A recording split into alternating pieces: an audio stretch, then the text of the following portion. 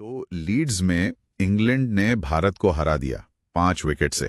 हाँ, और इसी के साथ सीरीज में 1-0 की बढ़त भी ले ली उन्होंने। बिल्कुल। और विश्व टेस्ट कैंप चैंपियनशिप का जो नया साइकिल है 2025-27 वाला, उसमें भारत की शुरुआत थोड़ी कमजोर रही है। जी, ये नई शुरुआत थी एक तरह से। रोहित शर्मा के बाद शुभमन गिल की कप्तानी में पहला टेस्ट और पहली मैच में हार। तो आज हम इसी मैच पर थोड़ी गहराई से बात करेंगे। हमारे पास जो जानकारी है उसके आधार पर समझने की कोशिश करेंगे कि इंग्लैंड ये मैच जीता कैसे। हाँ, और भारत पहली पारी में बढ़त लेने के बाद भी क्यों हार गया, और इसका WTC पॉइंट्स टेबल पर क्या असर है, ये सब देखेंगे। सही। मतलब हमारा मकसद यही है कि मैच के अहम मोड़ क्या थे, इंग्लैंड क्यों जीता और गिल की कप्तानी की ये शुरुआत, इसके क्या मायने हैं। बिल्कुल। तो सबसे पहले WTC पॉइंट्स टेबल की ही बात कर लेते हैं। इंग्लैंड कहां पहुंच गया इस जीत से? देखिए, ये WTC का नया चक्र है और दोनों टीमों का ये पहला ही मैच था। तो इस जीत से इंग्लैंड को मिले पूरे 12 अंक। अच्छा। और वो सीधे टेबल में टॉप पर पहुंच गए हैं 100% पॉइंट्स के साथ। और भारत अभी चौथे स्थान पर है।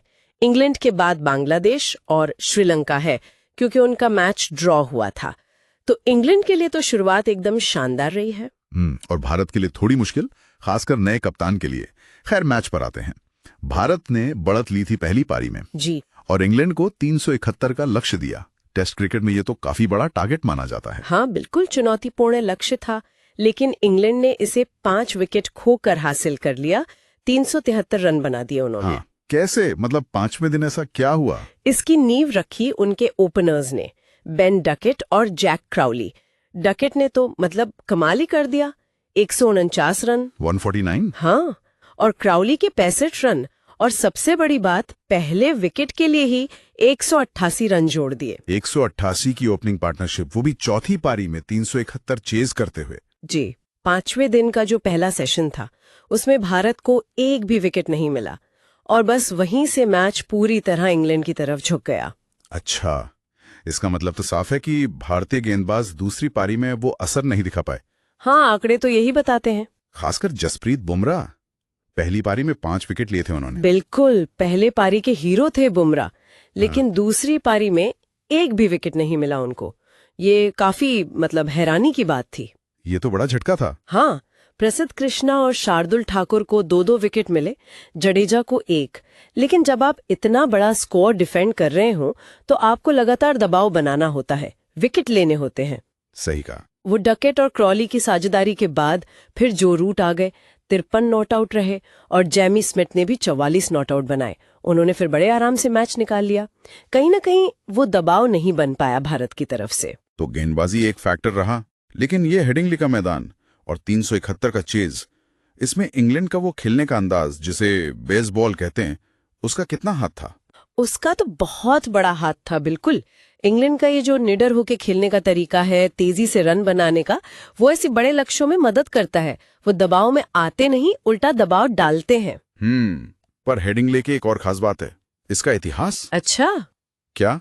स्रोत बताते हैं कि ये दुनिया का अकेला मैदान है जहां पहले भी 2 बार 350 से ज्यादा का टारगेट सफलतापूर्वक चेज हुआ है। अरे वाह, कब? एक तो 1948 में ऑस्ट्रेलिया ने 404 चेज किए थे यहाँ, और फिर 2019 एशेज में इंग्लैंड ने ही बेन स्टोक्स की उस मशहूर पारी की बदौलत 359 चेज किए थे। ओहो, तो मतलब इस मैदान पर बड़े रन चेज होते रहे हैं।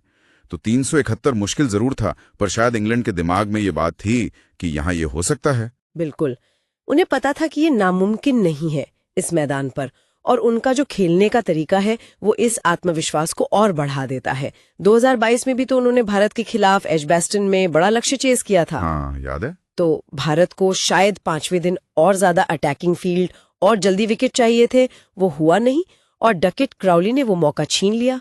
तो अगर हम समेटें तो इंग्लैंड की जीत में डकेट क्राउली की वो शानदार पार्टनरशिप, रूट का अनुभव, हेडिंग लेकर रिकॉर्ड और उनका अपना खेलने का अंदाज, ये सब वजह रही। जी, और भारत के लिए देखें तो दूसरी पारी में गेंदबाजों का उतना असरदार ना होना, खासकर बुमराह का विकेट लेस रहना, और शायद वो पहली पारी की बढ़त को और बड़ा न कर पाना, या फिर उसे भुनाने में थोड़ी चूक रह गई। हाँ, ये सब मिलकर हार का कारण बने।